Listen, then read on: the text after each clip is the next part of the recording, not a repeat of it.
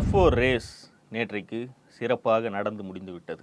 மீடியாக்காரன் ஒருத்தன் ரேஸ் முடிஞ்சதுக்கப்புறம் விளையாட்டுத்துறை அமைச்சர்கிட்ட கேட்குறான், அடுத்த வருடமும் நடத்துவீர்களா அப்படின்னா, அடுத்த வருடம் நடத்துவதற்கான இதையெல்லாம் அப்புறம் பார்க்கலாம், இந்த வருடம் சிறப்பாக நடந்து முடிந்திருக்கிறது, இது ஒவ்வொரு ஊர்லேயும் நடந்துட்டு இருக்கோம், எல்லா வருடமும் ஒரே ஊரில் நடத்திட்டு இருக்க முடியாது அப்படிங்கிற மாதிரி சொல்கிறார். அப்போ அடுத்த முறை நடத்தும் போதாவது குளறுபடிகள் இல்லாமல் என்ன குளறுபடி அப்படின்னு ஆக்சுவலி கேட்டிருக்கலாம்.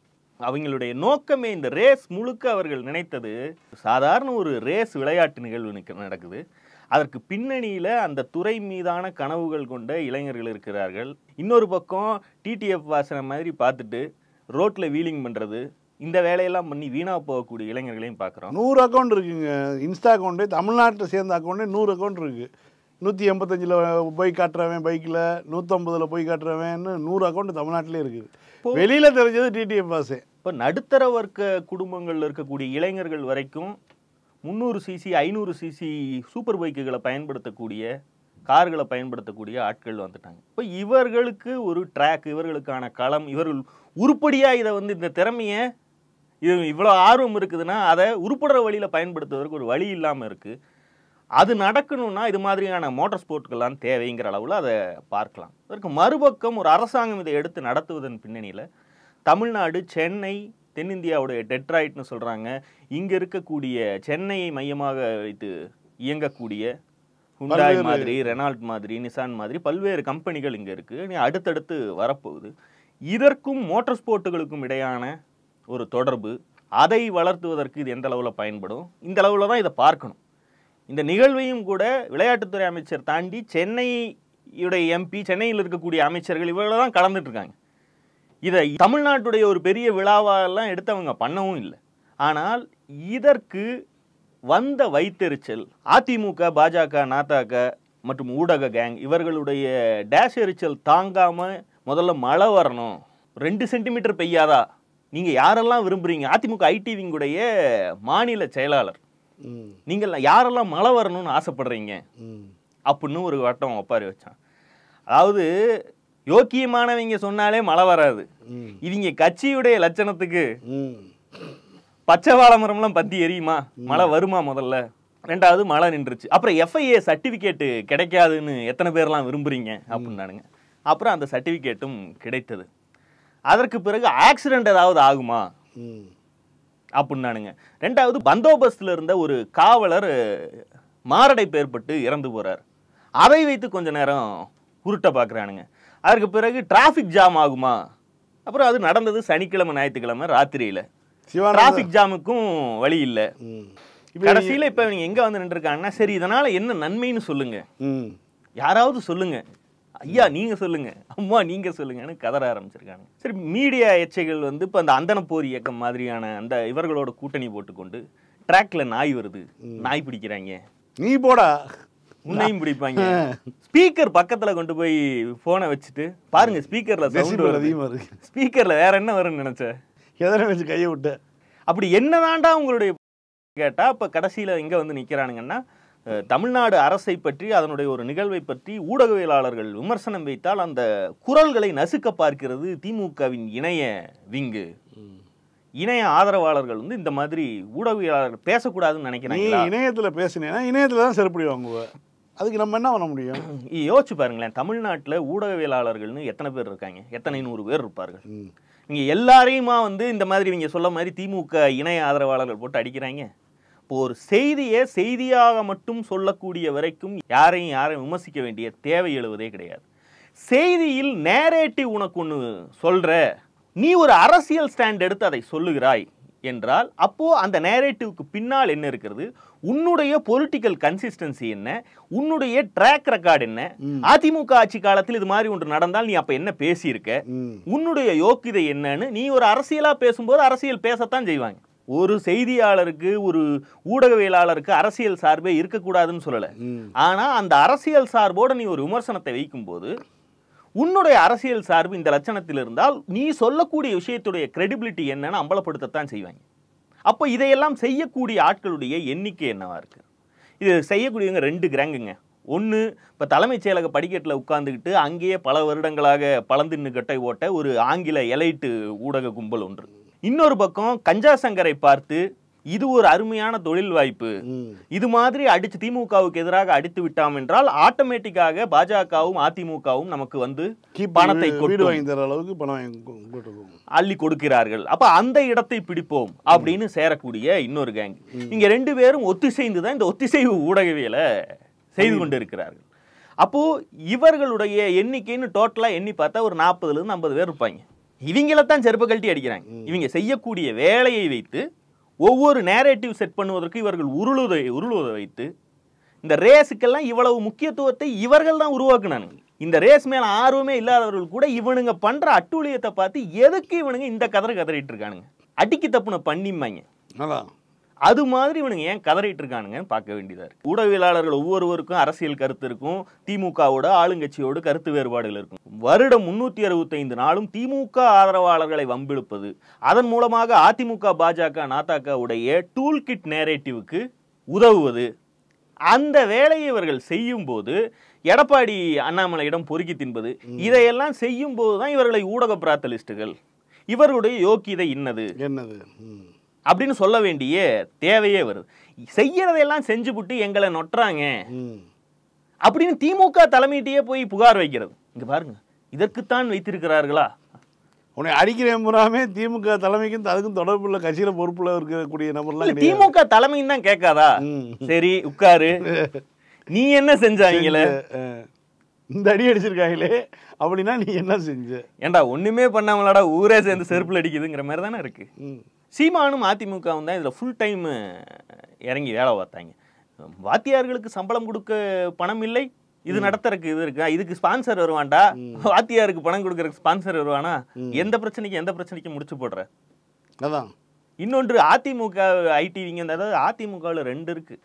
ஒன்று ஜெயலலிதாவுடைய மரபார்ந்த அதை பார்த்து கட்சிக்குள் வந்தவர்கள் ஒன்று. எம்ஜிஆர் பார்த்து வந்தவங்களாம் இப்ப இல்ல, யாரும் எல்லாம் போய் சேர்ந்தாச்சு, வயசாயிருக்கும். ஜெயலலிதா பார்த்து வந்தவர்களுக்கு ஒரு இது தெரியும். இது எடப்பாடியுடைய கவர்ச்சியை பார்த்து வந்த கேங் புதுசா ஒண்ணு வந்திருக்கு இல்லையா, இவர்களுக்கு என்ன புரியலன்னா, இந்த மாதிரி கரண்ட் கம்பியில கொண்டு போய் கைய வச்சா எதிரில தானா ஒரு கேள்வி வருமே, சம்பந்தமே இல்லாத ஒரு நடிகையை தொடர்புபடுத்தி அதிமுக ஐடிவிங்க இந்த ரேஸே இவர்களுக்காகத்தான் நடக்கிறது அப்படின்னு சொல்லும் போது, அந்த அம்மா ஏற்கனவே கஞ்சா சங்கர் இந்த வேலையை செய்த போது, எனக்கு குடும்பம் இருக்கிறது, இந்த மாதிரியான அரசியல் விமர்சனங்களில் என் பெயரை தேவையில்லாமல் இழுத்து விட்டு எனக்கு கஷ்டத்தை உண்டு செய்யாதீர்கள் அப்படின்னு அந்த அம்மா சொல்லியிருக்கு.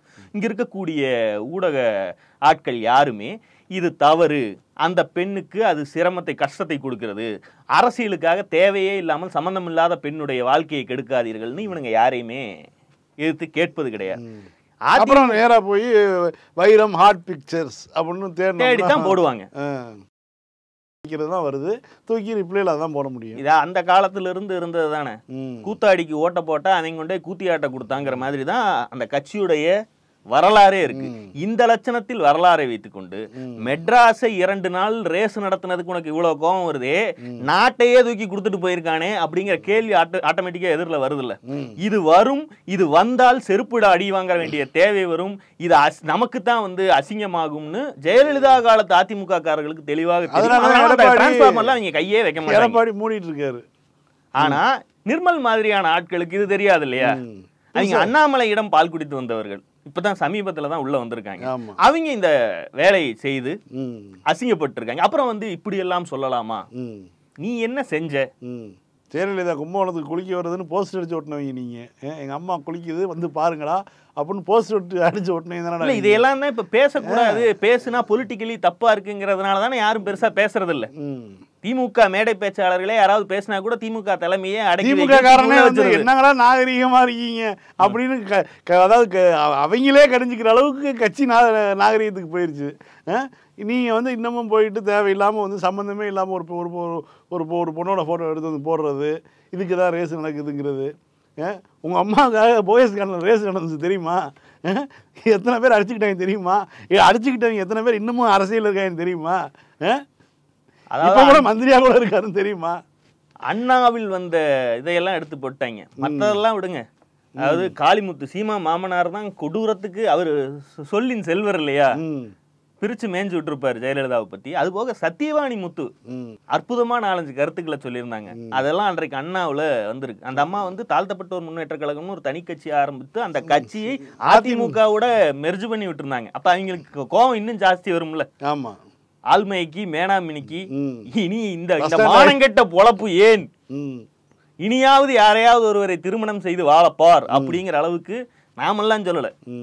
அந்த கட்சியில் இருந்த எனக்கு தெரிஞ்சு காங்கிரஸ் அல்லாத ஒரு கூட்டணியில் இருந்தவர் மத்திய அமைச்சரவையில் பங்கேற்றதுன்னா அந்த அம்மாவும் இன்னொருத்தரும் தான் நினைக்கிறேன். அது ஒன்று. இன்னொன்று, தமிழ்நாடு அமைச்சரவையில் முதல் பெண் மந்திரி அவங்க தான். அண்ணா அவருடைய அமைச்சரவையில் பெண் மந்திரி. எப்படிப்பட்ட பல்வேறு புகழுக்கும் சொந்தக்காரர். அப்படியேப்பட்டவங்களே வந்து அந்த கிளி கழிச்சிருந்தாங்க. அந்த லட்சணத்தில் தான் உங்கள் கட்சியுடைய தலைமை இருந்தது. பழசையெல்லாம் நோண்டாதீங்க. பழசை நோண்டுனா நாரும். அதுவும் அதிமுகவுடைய பழசை நோண்டினால் சேஷசாயி பேப்பர் மில்னு ஒன்று இருக்கு. ரயில்வே டிராக்ல போறவனுக்கே நாரும். அதாவது நீங்க தூங்கிட்டு இருந்தீங்கன்னா அந்த இடத்த தாண்டிட்டோம், பேப்பர் மில்ல தாண்டறோங்கிறது தூங்குறவன் மூக்குல நாரும். அப்படி ஒரு பைபாஸ் தாண்டற மாதிரி, திண்டுக்கல் பைபாஸ் தாண்டற மாதிரி ஒரு ஃபீலிங் வரும் இல்லையா? அந்த லட்சணத்தில் தான் உங்களுடைய பாஸ்ட் இருக்கிறது. அதனால் அத்தோடு டப்பியை கட்டி கொள்ளுங்க. நேற்றைக்கு சீமான் ஏதோ ஒரு மீட்டிங்ல பேசியிருக்கான். ரொம்ப நாளா ஒரு கேள்வி இருக்குங்க. இந்த தமிழ் தேசியம் பேசுறீங்களேடா, அந்த தமிழ் தேசியம்னா தனி தமிழ்நாடு கேட்பது, அப்படி நீங்க கேட்குறீங்கிற விஷயம் வீட்டில் இருக்க பொம்பளைங்களுக்காவது தெரியுமா? அதை ஏன் அப்படி பொத்தி வச்சிருக்கீங்கன்னு மதிமாறன் ஒரு தடவை கேட்டிருக்கேன். திமுக திராவிட இயக்கம் தனித்தமிழ்நாடு கேட்டு அதை ஒரு கட்டத்துல வெளிப்படையா சொல்லிட்டு கைவிடுது. 62ல சொல்லிட்டு கைவிடுறாங்க. நீ முதல்ல கேளு, அதுக்கப்புறம் கைவிடு. இன்றைக்கு தமிழ் தேசியம் பேசக்கூடிய ஆட்கள் யாராவது தனித்தமிழ்நாடு கோரப்போகிறோம் அப்படிங்கிற கோரிக்கை எங்கடா வச்சிருக்கீங்க அப்படின்னா எவனுமே அவ வீட்டுல இருக்கவங்களுக்கு கூட தெரியாத அளவுக்கு பொத்தி வச்சிருக்காங்கன்னு நக்கல் அடிச்சிருந்தார். சீமான் அதுக்கு என்ன பதில் சொல்றான்னா, நான் தனி நாடு கேட்கல, மொத்த இந்தியாவே என்னதுதான், தெற்காசியாவே என்னுடையது. என் பாட்டன் வந்து தெற்காசியாவையே ஆண்டு கொண்டிருந்தான். எனவே தெற்காசியா, இந்தியா மொத்தமுமே என்னுடைய நாடு, பாரத நாடு, பைந்தமிழ் நாடு. பைந்தமிழ் நாடுல இவர் லர் சேர்த்தி பைந்தமிழர் நாடு, எதிரியெல்லாம் ஓடு அப்படின்னு இவரா ஒரு வரிய சேர்த்தி மேடையில பேசிட்டு இருக்கான். ஆர்எஸ்எஸ்க்கு நீ தெரியுது. நான் வந்து தேங்காய் சில்லு செதற தேங்காயிலிருந்து சில்லு எடுத்து கடிக்கிற பரம்பரை கிடையாது. ஒட்டுமொத்த தேங்காயும் அடுத்து ஏதோ பஞ்சா சொல்லுவான்னு பார்த்தா ஒட்டுமொத்த தேங்காயும் பிடிக்கிற பரம்பரை. இந்த சீனை இவன் தான் அமைதிப்படையில சொல்லியிருக்கேன். ஏன் அதுல அவன் அசிஸ்டண்டா அசோசியேட்டா வேலை செஞ்சான். இதுதான் வந்து மொத்த தேங்காயும் எனக்கு இவன் கண்ணு பூரா தேங்காயிலேயே தான் இருந்திருக்குது. நாங்கள் தனி நாடு கேட்கல. ஏன் கேட்கல? இந்த நாடே என்னது, அதை நீங்க நல்லா விளங்கின தம்பி. நாங்க செதற்காய தேங்காயை உடைச்சி சில்லு எடுத்து கடிக்கிற பயிலுன்னு நினைக்காத. மொத்த தேங்காயும் என்னது. இந்தியா எந்நாடு, பாரத நாடு, பைந்தமிழர் நாடு என்பதை இனி வரும் தலைமுறையின முழக்கத்தை முன்வைக்கணும். பாரத நாடு, பைந்தமிழர் நாடு, பகைவர் அனைவரும் ஓடுதான். நீங்க தானே சொல்லி அமெரிக்கா பெரிய நாடு. அந்த நாட்டில் ஹார்வர்ட் பல்கலைக்கழக பேராசிரியர் பெருமக்கள் டோனி ஜோசப்பும் ரிச்சர்டு மார்டினும் ஆய்வு கட்டுரையில நீருகிறான். இன்னொன்னு துணைக்கு எழுத்துக்கிறான். மார்டின் ரிச்சர்டும் டோனி ஜோசப்பும் என்ன சொல்றாங்க தெரியுமா? எது ஏர்லி இண்டியன்ஸ் புத்தகத்தை துணைக்கு இழுத்துட்டு வர்றாப்புல. அம்பேத்கர் என்ன சொல்றாரு தெரியுமா? தமிழர்கள் நாகர்கள் என்ற தமிழர்களுக்கு தான் இந்தியா மொத்தமும் சொந்தம். மலையாளியும் சொல்ல ஆரம்பிச்சிட்டாங்க. குறிப்பாக ஒன்றிய அமைச்சரை வந்து அவர் வந்து மாற்று மொழிக்காரன்னு சொல்லி சிறப்பு வாங்கிட்டு இருக்கான். இப்போ வந்து ஒட்டுமொத்த இந்தியாவும் தென்னிந்தியாவும் நான் தான்ங்கிற மாதிரி வந்து டோனுக்கு போறேன். இவன் சொல்றான்ல, இவங்க அத்தனை பேருமே மொழி வழியாக சொன்னதில்ல, இன ரீதியாக திராவிடர்கள் அப்படின்னு சொல்றாங்க. இவன் சொல்றான் பாத்தீங்களா, மார்டின் ரிச்சர்டு டோனி ஜோசப்பும் இவர்கள் ஏர்லி இண்டியன் புத்தகத்திலையும் சரி அதுல சொல்லுவதெல்லாம் ஆரிய வருகை, ஆரியன் மைக்ரேஷனை பற்றியும் அதற்கு முன்பு இருந்த இனக்குழுவுடைய டிஎன்ஏ என்னவாக இருந்தது, அவர்கள் திராவிடர்கள் அப்படிங்கறது தான் அது சொல்லுது. இவன் எதை கேன்சல் பண்றானோ அது எல்லாம் அந்த புத்தகங்களில் உறுதி செய்யப்பட்ட ஒன்று. ரெஃபரன்ஸுக்கு இல்ல, அந்த புத்தகத்துல இன்னும் கொடூரமானதெல்லாம் இருக்கு. ஈலமைட் மொழின்னு ஒண்ணு உண்டு ஈரான் பக்கத்துல. அந்த மொழிக்கும் திராவிட புரோட்டோ திராவிடியன் மொழிக்கும் உண்டான தொடர்புகள் வரைக்கும் தட்டு காட்டியிருப்பாங்க. கண்டிப்பா 60,000 65,000 ஆண்டுகளுக்கு முன்பு ஆப்பிரிக்காவிலிருந்து வந்து குடியேறியவர்கள் தான் நம்ம அத்தனை பேருமே. அப்ப மொழியும் அங்கிருந்து வந்திருக்கலாம்ங்கிற இடத்துல அவங்க தொட்டு காட்டுறாங்க. இவனுக்கு ஜஸ்ட் பேரை மட்டும் எடுத்துட்டு இவன் கணக்குக்கு இதையெல்லாம் கூட விட்டுருவோம். இவன் போஸ்டர் போட்டுக்கொள்ளுகிற ஒவ்வொரு ஆளுமைகளும் பிரபாகரன் தொடங்கி அத்தனை பேரும் பெருஞ்சித்தனார் ஆகட்டும், பாரதிதாசன் ஆகட்டும், அத்தனை பேரும் தங்களை திராவிடர்கள் என்று அணைத்து கொண்டவர். இனத்தால் திராவிடர்கள் என்றுதான் இவர்கள் அத்தனை பேரும் இன்னைக்கு நாம் தமிழருடைய போஸ்டர்களை அலங்கரிக்கக்கூடிய மூத்தோர்கள், முன்னோர்கள், இன பெரியோர்கள் இவன் சொல்லக்கூடிய அத்தனை பேரும் தங்களை திராவிடர்கள் என்று அழைத்து கொண்டவர்கள். விடுதலை புலிகளுடைய இதழில் ஒவ்வொரு கடிதத்திலையும் திராவிட இனம், திராவிடர்கள் அப்படித்தான் தொடங்குமே. இன்னைக்கு இங்க தமிழ்நாட்டில் வந்து அவங்க சொன்னது அத்தனையும் கேன்சல் பண்ணிட்டு, அப்ப அவங்க முட்டாத்தனமா சொல்லியிருக்காங்களான்னு சொல்லு. ஆமா, இவன் சொல்லிக்கிறான்ல, கடந்த காலத்துல திமுக ஆதரவு நிலைப்பாட்டுல திமுக காரனாவே இருந்திருக்கேன் சீமான், அப்ப மண்டையில மூளை இல்லாம இருந்தேன், இப்பதான் திருந்திட்டேன். சரி, இப்பதான் நீ திருந்திட்ட. அவங்க எல்லாம் முட்டாளாதான் இன்னைக்கு இருக்காங்க. பாரதிதாசனை சொல்லு, பிரபாகரனை சொல்லு, இவங்க எல்லாம் தானே திராவிடர்கள்னு சொல்லிட்டாங்க. ஆமா, இப்ப வரைக்கும் அந்த ஏரியாக்குள்ளேயே போகாம இன்றைக்கு RSS பேசக்கூடிய அகண்ட இந்து ராஷ்டிர கனவுக்கு தன் தம்பிகளை சீசன் பண்றான், தலையை தடவி கொடுக்குறான். அப்படித்தான் போன்னு. இன்னொன்னு, பொன்பரப்பி தமிழரசனுக்கு ஒரு கூட்டம் போட்டிருக்காங்க. பூரா சாதி கட்சி ஆசாமிகளும் சேர்ந்து பெரியவர் பொன்பரப்பி தமிழரசன் மீட்டிங் போட்டு பேசு, அதெல்லாம் பேசு, அதெல்லாம் தப்பு இல்ல. பொன்பரப்பி தமிழரசன் எப்படி செத்தாருன்னு சொல்லு. பிரியாணிக்கான ஒரு செய்முறையோட இருந்துச்சு. அது பட்டை இவ்வளவு போடணும், சோம்பு இவ்வளவு போடணும், கிராம்பு இவ்வளவு போடணும், அரிசி இவ்வளோ போடணும், கறி இவ்வளோ போடணும், மசாலா போடணுங்கிற மாதிரி இந்த பக்கம் பாமக பாலுவுக்கு வர சொல்லு, இந்த பக்கம் இவரை வெற்றிமாறனை வர சொல்லு, மேலே வந்து இவரை வர சொல்லு, கீழே இவரை வர சொல்லுன்னு சொல்லி அப்படியே ஒரு ஸ்பைஸியாக ஏற்பாடு பண்ணியிருந்தாங்க. அதுதான் எனக்கு ரொம்ப பிடிச்சிருந்துச்சு. அந்த அழைப்பு இதிலே ஒட்டுமொத்த மீட்டிங்லையும் எம்ஜிஆர் பேரையே சொல்லிங்க. ஏன்டா பொன்பரப்பி தமிழரசன் ஏன் செத்தாரு? ஸ்டேட் பேங்க்குக்கு அவர் என்ன சலான் போட்டு செக் எதுவும் பவுன்ஸ் ஆயிடுச்சுன்னு கம்ப்ளைண்ட் பண்ண போனாரா? இந்த வங்கி கொள்ளைக்கு பொன்பரப்பி தமிழரசன் திட்டமிட்டு போய் அங்கு அதுக்கு முன்னாடியே உளவுத்துறைக்கு தகவல் தெரிந்து சாதாரண இருந்து மஃப்டியில போலீஸ் போய் அவர்களை அடிச்சு கொள்ளுச்சு. இங்க கையில கன்னு வச்சிருந்தாங்க, பப்ளிக் அடிக்குதுன்னு நினைச்சிட்டு கண்ணை கூட எடுக்காம செத்தாங்கிறதான் இருக்கக்கூடிய தகவல். அது பொன்பரப்பி தமிழரசனுக்கு மட்டுமல்ல, இந்த சம்பவம் வெடிகுண்டு வேற, மஞ்சள் பையில வெடிகுண்டு இருந்திருக்குது, வெடிக்கல. அதான் இதற்கு 6 மாசம் முன்னாடி தான், இது செப்டம்பர்லயே என்ன நடக்குது, மார்ச்ல தான் மருதையாற்று பாலத்துல குண்டு வச்சுட்டு ராக்ஃபோர்ட் எக்ஸ்பிரஸ் திருச்சிக்கு போற எக்ஸ்பிரஸ் விடுதலை படத்துல வருது. வெற்றிமாறன் அங்கதானே இருக்காரு, அதே மேடையில் வெற்றிமாறன் உட்கார்ந்து இருக்காரு. அந்த ட்ரெயினை வெடிக்க வைத்து போன் பண்ணி ரயில்வே ஸ்டேஷனுக்கே சொல்லியிருக்காங்க, இந்த மாதிரி மருதையாற்று பாலத்துல குண்டு வச்சிருக்கோம், முடிஞ்சா காப்பாத்திக்கேன்னு பேசி அதுக்கப்புறம் அது வெடிச்சிருச்சு.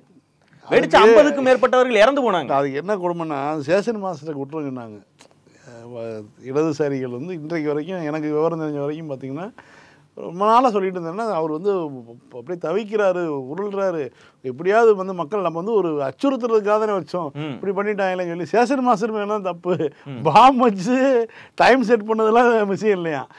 நாங்கள் சொன்னதுக்கப்புறமும் சேஷன் மாஸ்டர் எந்திரிச்சு போய் ஆளை கூட்டிகிட்டு வந்து அந்த பாம்பை வந்து நிப்பாட்டலை, அந்த மொதல் ஸ்டேஷனுக்கு ஃபோன் பண்ணி சொல்லி அந்த ட்ரெயினை நிப்பாட்டலை, அவர் வேணும்னே விட்டு வேடிக்கை பார்த்துட்டாரு, அவரு தான் காரணம். நாங்கள்லாம் வந்து பாம்பை வச்சதெல்லாம் உண்மைதான், பாம்பு வெடிச்சதெல்லாம் உண்மைதான், ஆனால் நாங்கள் கரெக்டாக கூப்பிட்டு சொன்னோமா இல்லையா, அவங்க அதை செய்யலை அப்படிங்கிறது தான் வந்து அவங்களுடைய இதாக இருந்துச்சு. இந்த ஆப்ரேஷனை முடிச்சுட்டு அதற்கப்புறமும் கிருஷ்ணராஜசாகர் அணைக்கு எப்படி குண்டு வைப்பதுன்னு திட்டம் போட்டுட்டு இருக்கும்போது தான் அதற்கு பணம் தேவைப்படுதுன்னு இங்கே ஸ்டேட் பேங்கை கொள்ளையடிக்கிறதுக்கு போகிறாங்க. அப்புறம் அதற்கு முன்பே வந்து இந்த ரெட் காரிடார் என்று சொல்லப்படுகிற நக்சல் வேட்டையில் தர்மபுரி, கிருஷ்ணகிரி எம்ஜிஆர் அரசாங்கம் படு தீவிரமாக இருந்தது. அடிச்சு கொன்னுட்டாங்க. ஒன்று, தமிழரசனுடைய பாதை ஆபத்தான பாதை, ஜனநாயகத்துக்கு விரோதமான பாதை, மக்கள் 50 பேர்த்தை, தமிழ் மக்கள், அப்பாவி மக்களை குண்டு வைத்து கொள்ளக்கூடிய அரசியல், அது அரசியலே கிடையாதுன்னு பேசுறதுக்கான அறிவு நாணயம் வேணும். இல்ல அதெல்லாம் கிடையாது, நாங்கள் வந்து துப்பாக்கி குண்டில் தான் பிறந்தோம், விந்தனுக்கு கூட பிறக்கல அப்படின்னு நீ ஒன்று ஸ்டாண்ட் எடுத்துட்டீங்கன்னா, தமிழரசனை யார் கொன்றார்கள்? எம்ஜிஆர் ஆட்சி காலத்தில் போலீஸ் கொன்றது. தமிழரசன் மட்டுமல்ல, அன்றைக்கு இருந்த மாலை இயக்கத்தில் இருக்கக்கூடிய பல்வேறு போராளிகளை தேடி தேடி வேட்டையாடினார்கள். இதையும் பேசுறதுக்கு உனக்கு வக்கு இல்லை. வெறுமனே ஒரு மனிதர் செத்து போயிட்டான்னா, செத்து போனவன் போஸ்டர் அடிச்சு ஒட்டி போட்டோவை வச்சு மாலை போட்டு இவங்க எல்லாம் சேர்ந்து குளோரிஃபை பண்ணுவாங்கன்னா, இவன் சீமானுக்கு தான் பொறுக்கி திங்கிற புத்தி. ஊருக்கு ஒருத்தன், சாதிக்கு ஒருத்தன், அந்த சாதியில் செத்து போனவன் இருந்தான்னா அவன் போட்டோவை வச்சு பிச்சை எடுக்கிறது அவனுடைய பொழப்பு. வெற்றிமாறன் மாதிரியான ஆட்களாவது இந்த ஆசாமிகளோடு மேடையை பகிர்ந்து கொள்வதற்கு தயங்கணுமா இல்லையா? இந்த செகண்ட் பார்ட்ல பொன்பரப்பி தமிழரசனுடைய ரோல் என்ன, அந்த விபத்து எப்படி நடந்ததுங்கிறத அவர் இன்னும் அந்த படத்துல காட்டல. காட்டுனாதான் தெரியும் இல்லையா? அவருக்கு ஒரு கருத்து இருக்கு. அவர் என்ன செய்யறாருன்னா, டைகர் சிவா மயிலாப்பூர்ல இருந்த ரவுடி இருக்கு அப்படி இல்ல, அவர்கிட்ட டேட்டா மெட்டீரியல் கலெக்ட் பண்ணி ரவுடிகளுடைய வாழ்முறை எல்லாம் தெரிஞ்சுக்கிட்டு அதுக்கப்புறம் வட சென்னை என்று ஒன்று எடுக்கிறாருன்னா, ரவுடி சிவா என்ன லட்சணத்தில் வாழ்னா அவனுடைய நோக்கங்கள் என்ன அதெல்லாம் தெரியும். அவனுக்கு எந்த விதமான தத்துவார்த்த பின்புலமோ அல்லது மயிலாப்பூர் பகுதி பூர்வகுடியில பாதுகாக்கிற நோக்கமோ எல்லாம் ஒன்றும் கிடையாது. அவன் ரவுடி, அவன் அவுட்லா, அவ்வளவுதான். ஆனால் அதுல படமா மாத்தும் போது இது நம்ம நிலம், இதுக்கு நாம தான் சண்டை பண்ணணும் அப்படிங்கிற மாதிரி தனுசு பேசும்போது அந்த ரவுடியுடைய நியாயம், ஓனாயுடைய நியாயத்துக்கு ஒரு தத்துவார்த்த பின்புலம் உருவாயிருது.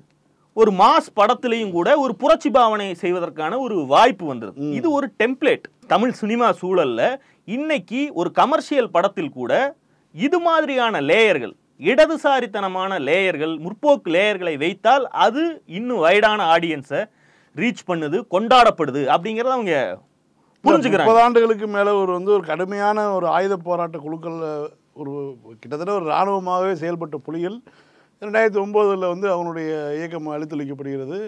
அந்த பிரச்சனை முடியுதுன்னு வச்சுக்கோங்களேன். அதற்கு பிறகு இப்போ 15 ஆண்டுகளுக்கு பிறகு இன்றைக்கு நிறைய பேர் ஆயுதம் தூக்குவது சரியா, அப்படியான நிலைப்பாடு நம்ம எடுத்துருக்கிறது சரியான்னு சொல்லி அந்த அமைப்புக்குள்ளே இருந்தவர்களே பேச முன் வந்திருக்காங்க.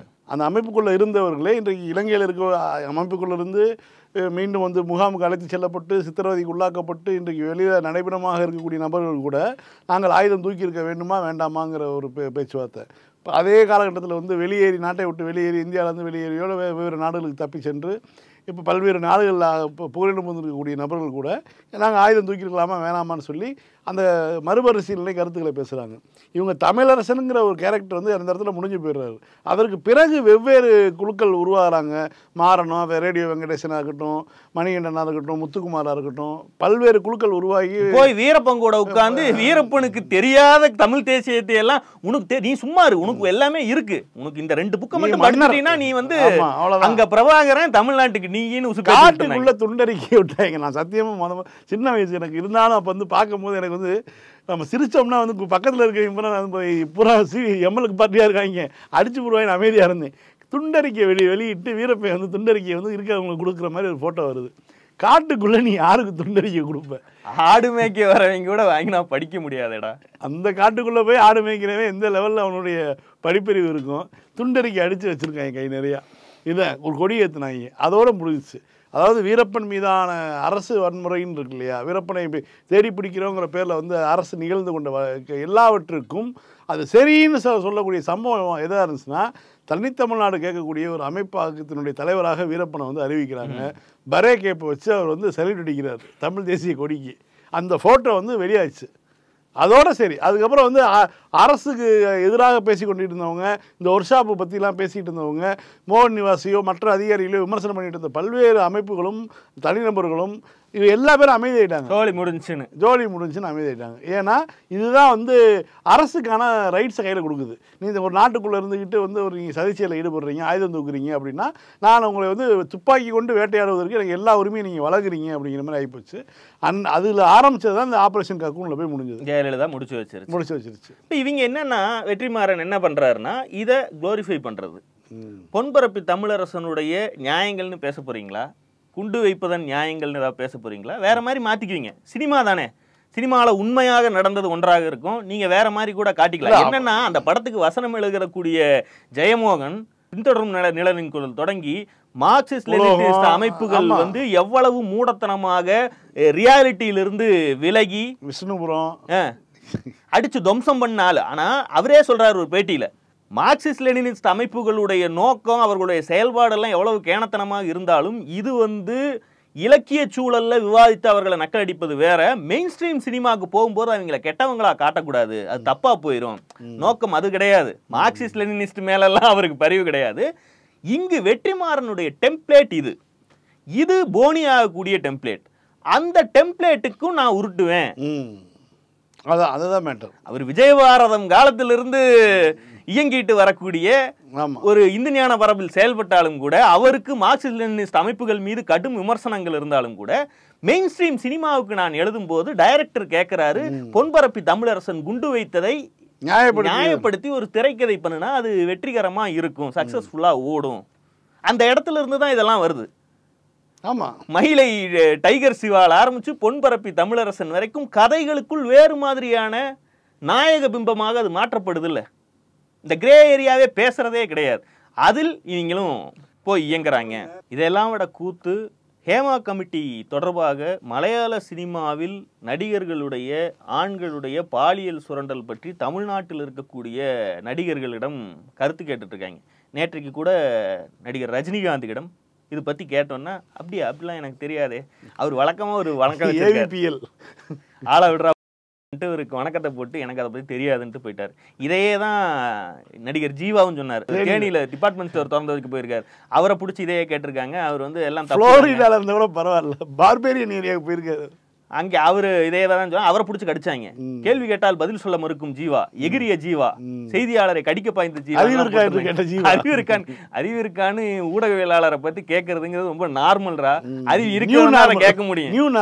இளையராஜா பல தடவை கேட்டிருக்காருல, அதனால அது ஒரு பிரச்சனை. அதே மாதிரி இளையராஜா என்ன சூழ்நிலைக்கு வந்தாரோ அதே மாதிரி தான் இதுவும் நடந்தது. இளையராஜா ஒரு ஏதோ முக்கியமான ஒரு நல்ல விஷயத்துக்கு வந்தபோது இந்த பீப் பாடலை பற்றி என்ன சொல்ல நினைக்கிறீங்கன்னு கேட்டாங்க. அதே மாதிரி துணிக்கடை திறக்க போனால் நடிகை துணியை பூரா உருவுறாங்க, அதை பற்றி என்ன நினைக்கிறீங்கன்னு கேட்டாங்க. இதுதான் 2 வருஷம் கேட்பதற்கான சரியான ஆளை இன்னைக்கு பிடிச்சிருக்கானுங்க. சீமான்ட்ட போய் பின்னாடி அந்த ஊமாயின் நிக்கிறான். அந்த ஊமாயின் தான் முந்தா நாள் வந்து எலெக்ஷன்லாம் முடியட்டும், சோர்வா இருக்காதீங்க, நம்ம எல்லாம் உல்லாச பயணம் ட்ரெக்கிங் போவோன்னு கூப்பிட்டு செருப்பிடி வாங்கின ஒரு அந்த கட்சியில் இருக்கக்கூடிய பெண் ஒன்னே வந்து ஆடியோ வெளியிட்டு இருக்கு. எப்படி நம்ம தோக்க போறது உறுதி, தோத்தோடனே நம்ம என்ன எங்க போறோம்னா ட்ரெக்கிங் போறோம். இவனுங்களை எல்லாம் கூட வச்சுட்டு இன்னொன்னு, இந்த களஞ்சியம்ங்கிற ஆசாமி தெரியும்ல, அந்த அஞ்சலி நடிகையை பெரிய டார்ச்சர் பண்ணி 2010 வாக்குல எல்லாம் யூடியூப்லயே இருக்கும் தேடுனா நீங்க பண்ண டார்ச்சர்லாம். இப்படியான இதுக்கெல்லாம் தலைமை ஏற்கக்கூடிய சீமானுடைய பொழப்புங்கிறது வந்து தமிழ் சினிமாவின் பாலியல் சுரண்டல்கள்லேயே உச்சத்தில் வைக்கக்கூடிய அளவுக்கானது. எந்த துறையிலையும் இதை நடக்க அனுமதிக்க கூடாது. செய்திகள் வருவது வருத்தமாக இருக்குது. அது எல்லா இடங்களையும் நடக்காமல் பார்த்து கொள்ளக்கூடிய கடமை, பொறுப்பு நம்ம ஒவ்வொருத்தருக்கும் இருக்குது. இவனுடைய பிரஸ் மீட் வீடியோவை பார்த்த உடனே விஜயலட்சுமி வந்து வீடியோ போட்டுருச்சு. பச்சை குழந்தை மாதிரி மூஞ்ச வச்சுட்டு, இவனே ஒரு பொறுக்கி, இந்த பொறுக்கி கிட்ட போய் பாலியல் சுரண்டலை பத்தி கேட்கிற உங்களை தாண்டா செருப்புல அடிக்கணும், கரெக்டா மீடியாக்காரன கழுத்தை கவ்விருச்சு அந்த அக்கா. இன்னைக்கு பாலியல் குற்றச்சாட்டை பத்தி சீமான் கிட்ட மீடியா கேள்வி கேட்டாங்க. அதுக்கு சீமான் ஒரு பதில் சொன்னார் பாருங்க. முகத்தை அப்படியே பச்சை குழந்தை மாதிரி வச்சுக்கிட்டு, இந்த பூனையும் பால் குடிக்குமா அப்படின்னு ஒரு நடிப்பை போட்டார் பாருங்க. அந்த நடிப்பை பார்த்து மெய் செலுத்து போய் நான் இன்னைக்கு இந்த வீடியோ பேசிட்டு இருக்கிறேன். அது எப்படி மிஸ்டர் சீமான் நீங்க அப்படி நடிப்பீங்க? அவங்க என்ன கேட்டாங்க தெரியுமா? பாலியல் குற்றச்சாட்டு அப்படின்னு கேட்டாங்க. அதாவது நீங்க விஜயலட்சுமின்ற ஒரு நடிகை கூட குடும்பம் நடத்தி அந்த பெண்ணோட வாழ்க்கையை 14 வருஷமா சீரழிச்சு தமிழ்நாட்டுக்குள்ளேயே வாழ விடாம தூக்கி கர்நாடகாவில் அநியாயமா போட்டிங்களே, அதுதான் உலகத்துக்கே தெரிஞ்ச விஷயமாச்சு. 2008 நாங்கள் உங்கள் ஆஃபீஸுக்கு எங்கள் அக்காவோட குழந்தைய தூக்கிட்டு போயிட்டாங்கன்னு சொல்லிட்டு கதறிட்டு வந்து நின்னோமே, அப்போ என்ன மிஸ்டர் சீமா நீங்கள் பண்ணீங்க? என்னை காப்பாற்றிங்களா? அதே ஆஃபீஸில் வச்சு என்னை கதற என் வாழ்க்கையை சீரழிச்சிங்களே, மறந்துட்டீங்களா? தன்னுடைய அக்கா பிள்ளையை காணாமன்னு சொல்லி இவன் போலீஸ் ஸ்டேஷன் வச்சு நடத்துகிறான்னு நினச்சிக்கிட்டு இவன்கிட்ட போய் கம்ப்ளைண்ட் கொடுக்க போயிருக்கு. போன இடத்துல அந்த ஆஃபீஸில் வச்சு கதற பிள்ளைய காணாமனு கதறிட்டு போகிறாங்க. இவங்க எங்கள் அக்கா பிள்ளைய தூக்கிட்டு போயிட்டாங்க, என்ன பண்ணுறது நீங்கள் தான் அப்படின்னு சொல்லி போனால் அவங்க அக்கா கொஞ்ச நேரம் வெளியில் வெயிட் பண்ணுங்கள், நீங்கள் வா டிஸ்கஸ் பண்ணாலும் கூட்டிகிட்டு போய் அதே ஆஃபீஸில் வச்சு கற்பழிச்சிருக்கான் அப்படின்னு அந்த அம்மா சொல்லுது. வீடியோ போட்டிருக்கு இன்னைக்கு. இது எவ்வளவு தூரம் வந்து பூகம்ப வேலையிலும் இது வான்கோழி கலவி கொள்ளும் மாதிரி வந்து இருந்திருக்கான். இவனே ஒரு பாலியல் சுரண்டலை வந்து எண்ணெய் ஊற்றி உருண்டை பிடிச்சா வர்ற உருவம் எப்படி இருக்குமோ அப்படி ஒரு வாழும் உதாரணமா இவன் வாழ்ந்துகிட்டு, இவன் திரைத்துறையில் பாலியல் சுரண்டல்னு கேள்வி இவங்கிட்டையும் கேட்கறாங்க. அவனும் வந்து டிப்ளமேட்டிக்கா ஒரு பதில் சொல்றான். இது திரைத்துறைன்னு இல்ல தம்பி, எல்லா துறைகள்லயும் நடக்குது. இப்ப கூட பாருங்க கல்கத்தால எல்லாம் நடக்குது. முந்தா நாள் ஒரு வந்து ஆடியோலையும் அரசியலையும் நடக்குது, உங்க கட்சியிலேயே நடக்குது அப்படின்னு தான் வந்து ஆடியோ வந்திருக்குது. அதனால எல்லாம் நம்ம எல்லாருக்குமே பொறுப்பு உண்டு. அதாவது கூட்டு சேர்த்துக்கிறான் எல்லாரையும். ஏண்டா நீரே பண்ணதுக்கு எங்களுக்கு பொறுப்பு உண்டா? அது நமக்கே இவ்வளவு கடுப்பாகுது, அப்புறம் விஜயலட்சுமிக்கு கடுப்பாகாதா? இப்ப 7 முறை கருக்கலைப்பு செய்வதற்கான காரணம் 14 ஆண்டுகளாக. அதுல ரொம்ப அதெல்லாம் இந்த வீடியோ கடைசி வீடியோல 14 ஆண்டுகளாக என்னை பயன்படுத்தி வந்திருக்கிறாய் இன்னும் ஒரு டீட்டெயில் சொல்லியிருக்கு. அதாவது பட வாய்ப்பு தருகிறேன், என்னோடு அட்ஜஸ்ட் செய்து கொள்ளுங்கிறத தாண்டி அந்த ஸ்பெக்ட்ரத்தோடைய ஒரு முனை இது. முதல்ல கேட்பது, அதற்கு இனங்களினா பட வாய்ப்பு மறுக்கப்படுவது அல்லது படப்பிடிப்பிலிருந்து விரட்டி விடப்படுவது, பாதியிலே நடிக்கிறதுக்கு வாய்ப்பு இல்லாமல் துரத்தி விடுவதெல்லாம் நடக்குது. இவன் என்ன பண்ணியிருக்கான்னா, வந்த பெண்ணுக்கு பட வாய்ப்பு தருகிறேன், திருமணம் செய்து கொள்கிறேன்னு சொல்லி பல ஆண்டுகள் வைத்திருந்து அதான் இது ஆக்சுவலாக ரேப்பு கிட்டத்தட்ட ஒரு இதுதானே. இந்திய புதிய அந்த சன்சாரிகா சட்டப்படியே வந்து கடுமையான குற்றம் தான் இது. இவன் வந்து ஏன்னா அத்தனை முறை வந்து பெயிலில் நீ எப்பெல்லாம் பெயிலில் வந்தியோ எந்தெந்த ஊர்லலாம் உனக்கு கண்டிஷன் பெயிலில் போட்டாங்களோ அப்போல்லாம் கண்டிஷனாக என்னை கூட்டிகிட்டு போய் வச்சிருந்தேன் அப்படின்னு சொல்லிக்குது அம்மா. அவன் தான் கடந்த 6 மாசத்துக்கு முன்னாடி வரைக்கும் கூட இந்த பிரச்சனை போலீஸ் ஸ்டேஷன் வரைக்கும் பொண்டாட்டி தம்பதி சமேதனா போலீஸ் ஸ்டேஷனுக்கு வந்தாங்கல்ல, அப்ப கூட 50,000 ரூபா நான் மாதம் தருகிறேன், இந்த பிரச்சனை இதோட விட்டுறலாம், நீ மீடியாவுக்கு போகாத, டிஎம்கே காரங்கிட்ட சொல்லாத அப்படின்னு பஞ்சாயத்து பேசியதையும் இதே வீடியோல விஜயலட்சுமி சொல்லுது. இதற்கு வந்து ஒரு விஜயலட்சுமி அவுட் ஆஃப் நோவேர் வந்து ஒரு கம்ப்ளைண்ட்டை போடுதுங்கிறது அல்ல, இது ஊர் உலகத்துக்கே தெரிந்தது. கிட்டத்தட்ட இதை வந்து சீமானே அட்மிட் பண்ணிட்டான். ஏன்னா பொண்டாட்டியே சொல்லுதான், உனக்கு வேற மூஞ்சியே கிடைக்கலையா, போய் இதுதான் கிடைச்சுதான்னு இவன் பொண்டாட்டி கிட்ட கடிஞ்சுக்கிச்சான். இவர் அரவிந்த் சாமி இல்ல, இவருடைய தரத்துக்கு அது கம்மியா இருக்கான் அப்படின்னு அவன் பொண்டாட்டி கடிஞ்சுக்கிட்டதான் இவனை அட்மிட் பண்ணியிருக்கான். அப்போ இவர்கள் 2 பேருக்கு நடந்தது இதுதான் பாலியல் சுரண்டல். உனக்கு ஒரு நம்பிக்கை அளித்து உனக்கு வாழ்க்கை கொடுக்கிறேன், நான் உன்னை கல்யாணம் செய்து கொள்கிறேன், உனக்கு பட வாய்ப்புகள் ஏற்படுத்தி தருகிறேன்னு சொல்லி பாலியல் ரீதியாக அந்த பெண்ணை பல வருடங்கள் அனுபவித்து பல முறை அந்த 7 முறை கருக்கலைப்பு செய்து வச்சிட்டு இருந்துட்டு கடைசியில இன்னொருத்தைய கல்யாணம் பண்ணிட்டு இப்படி நட்டாத்துல விட்டதும் இல்லாம இப்ப வரைக்கும் அந்த பெண்ணை தன்னுடைய கட்சிக்காரர்களை வைத்து டார்ச்சர் செய்யறது, அபியூஸ் பண்றதுன்னு எல்லாமே அவன் பண்ணிட்டு இருக்கான்.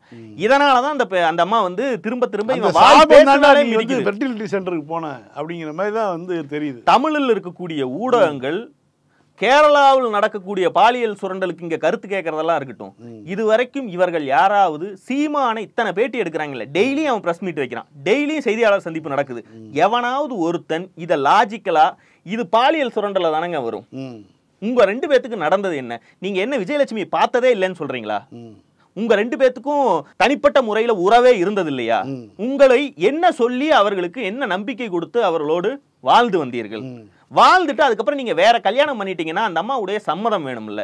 இன்னைக்கு அந்த அம்மா கேள்வி கேட்குதுன்னா அந்த கேள்விக்கு காலம் கடந்துருச்சு, இனி கல்யாணம் செய்து கொள்ள முடியாது, என்ன மன்னிச்சிருன்னு பொதுவெளியில நீங்க அதை மன்னிப்பு கேட்டாவது முடித்து வைத்திருக்கிறீர்களா?